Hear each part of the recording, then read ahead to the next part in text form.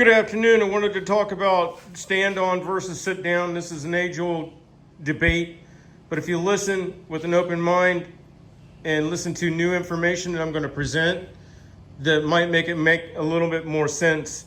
Okay, the position of self in primitive days was so important that the powers that be decided that wouldn't be part of the prefrontal cortex. So in today's age, the position of self, of being, is not uncommonly coupled to the position of machine. So we want control systems that are intuitive and instinctive so that they still operate in the side of the brain that comes with reflex, because that's more instantaneous, it's more in the moment, and it's more effective therefore.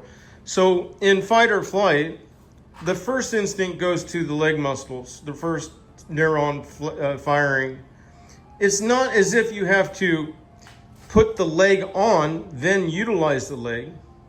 Okay, so it takes immediately control systems that require replacement of actuator to actuation point, non-effective in that regard, because it takes your mind out of the reflexive side and puts it back into the prefrontal cortex, for whatever it is, doesn't really matter. It's just different ways of the brain operating.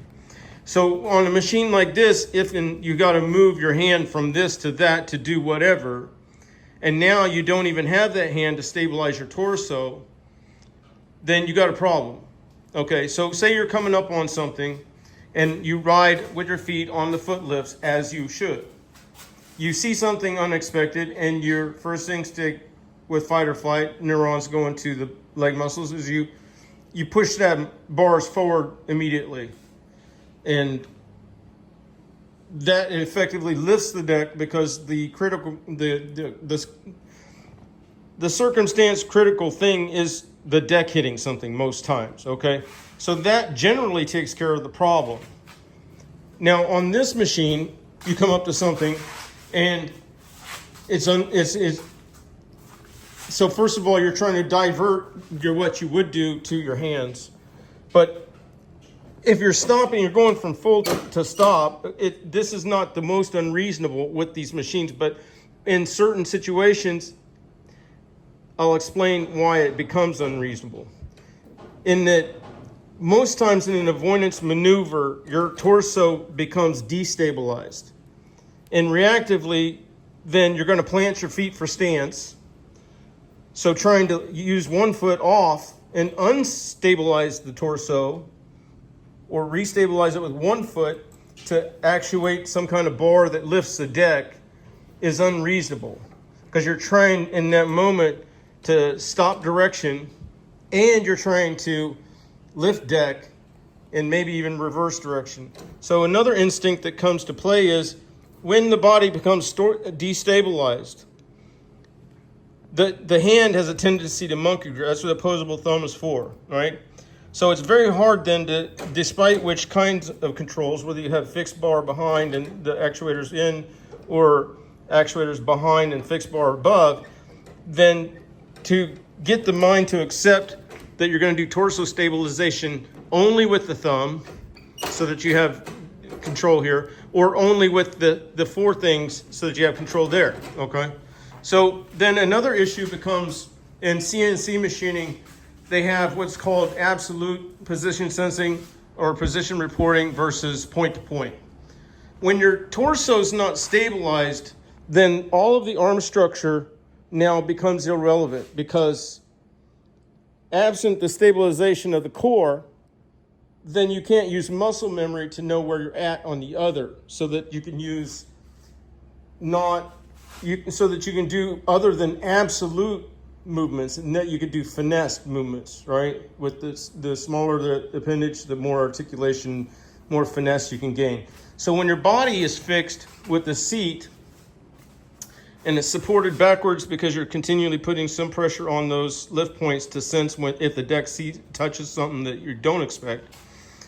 And then you also, your body's stabilized, so you don't have to worry about that. Now you can yank the sticks back, and you're using muscle memory to know to what extent you are moving those so that you know what extent to expect as far as the machine's moving. And then if those don't coincide, you know you're slipping at the traction, and then you feather. You don't just keep whiskey throttling it and spinning, right? So, and that's another movement that's intrinsic to, it's symbiotic in that fight or flight protection mode.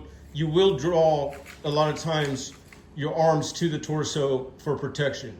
So in that manner, this machine, again, just as with the legs as being the first response, second response being to pull back on the sticks, that goes hand in hand with how the body works and with how the mind works. Now, when you got something that goes hand in hand with how the body works and the mind works, you can reach a symbiosis sooner. You can circumvent the 10,000 hour mark. Yes, in 10,000 hours, this is not me saying it, this is general accepted science. Then you can affect a symbiosis between man and machine that gives an effect that you can work in any kind of circumstance that might arise and still have the efficacy that you want, okay? So,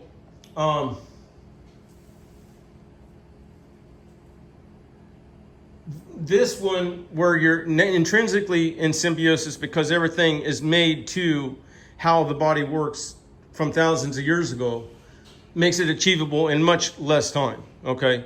Not that it can't be learned, but it's doubtful even once learned if it can be done at the same rate of speed and with the same efficacy despite the situation. Now,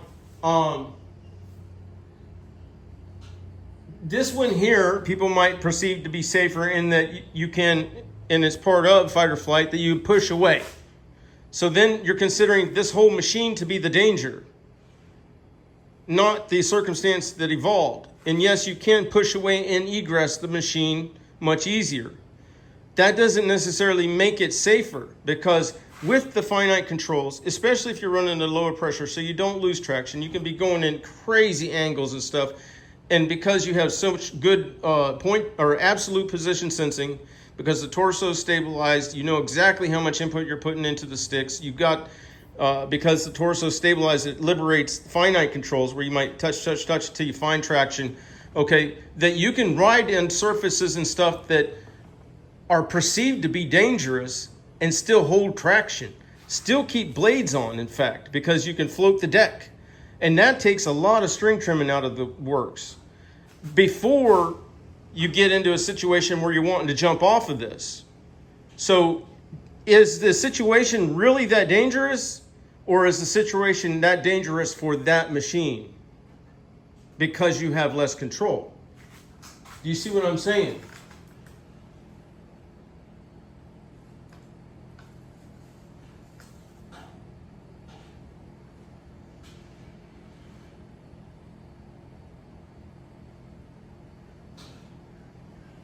And in this, my statements here and how I'm trying to give information as to how the body works and how the mind works instinctively. I don't care about top-down control and I can control my mind to this point or whatever, because we're talking at full stick efficiency type mowing. Of course, I don't advocate full stick. I say make the pace fit the amount of discharge so that you get an even cut at a taller height. The tumbling particles of grass are what structures the first pass cut quality. So you can't overdrive a sparse lawn and expect an even cut. You can't overdrive a thick lawn and bog the engine and expect an even cut. What structures your rate of speed is absolutely the end effect of what you're trying to do, which is even cutting, and hopefully you guys are trying to cut at a taller height so that you can protect the soil, and above all, don't steal centuries-old living soil. Don't kill soil microbes. Because when you screw with Mother Nature, there's a million ways it'll get you back. So leave that canopy for that soil. This is part of regenerative mowing processes. And I'm sorry to feel so emphatic about it, but it is a passion of mine. When I drive around and I see yard after yard that is turned to asphalt equivalent, as far as thermal conversion, as far as moisture locking, as far as soil locking so you don't have runoff, all of these components. So superheating, atmospheric gas composition, all of those things that can be avoided with proper mowing techniques, and understanding that the only meaningful shade for your soil is from the lawn because it doesn't migrate. It's closest to that which it protects. Okay, off of that subject and back to the other. I'll go head to head with anybody. If the quality that we would perceive to be would be the efficacy of what I can do on a sit-down machine versus the efficacy of what can be done on this machine, with the assessment of how much you're leaving behind for the string trimmer guy, how much of these difficult angles, difficult clipping points, difficult things that we're doing, not just pass route structure. And that's another thing. If you can't float that deck, I would say on each lawn that I do, I'm probably changing my deck height 100 to 200 times. I'll put a counter on the front architecture to see sometime. Do you think the standard guys are doing that? So when they come over a crown, they're just going to belly hang and scalp it. Or they're going to make their pass route structure where that doesn't happen, but now you can't variegate your pass route structure, and you know what happens then. So there's a whole lot of nuance to this debate, but the only thing that will ever give relevance to the people who want to believe what they do believe, okay, is a heads-up comparison.